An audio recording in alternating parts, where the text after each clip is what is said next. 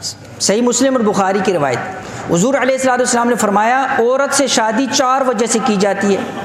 کن وجہ سے؟ لمالہا، یا تو عورت کے مال کو دیکھا جائے، بڑی مالدار ہے جی، اس کے ساتھ جو ہے نا جی نکاح، اور ولحسبہا، یا اس کا خاندان بہت بڑا ہے، ولجمالہا، یا اس کی خوبصورتی کو دیکھا جاتا ہے، ولدینہا، یا دینداری کو۔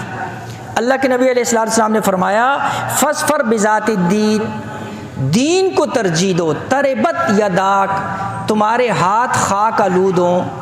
یہ عربی کے اندر جب کسی کو کسی کام کے اوپر مجبور تو اس کو اس طرح کہا جاتا تھا، تربت یداک۔ اللہ کے نبی علیہ السلام فرما رہے ہیں تمہارے ہاتھ خاک آلود ہوں، دیندار عورت کو ترجیح دو۔ تو علماء نے اس کو بھی اس اچھی مجلس کے تحت ذکر کیا اس حدیث کو۔ کیوں؟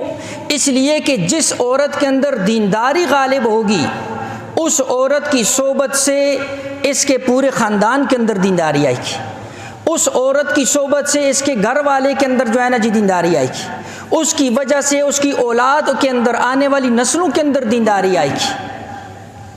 جیسے آج کل جو ہے نا جی نکاح،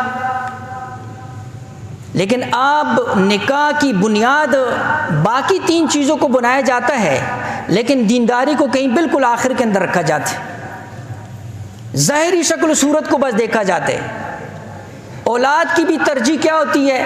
والدین کو بیچتے ہیں، پہلی چیز کیا کہتے ہیں کہ بھائی ہماری جو آپ جس کو شریک حیات بنا رہے ہیں خوبصورت ہونی چاہیے، بس باقی جیسی بھی ہو، بد اخلاق ہو، جیسی بھی خوبصورت ہونی چاہیے۔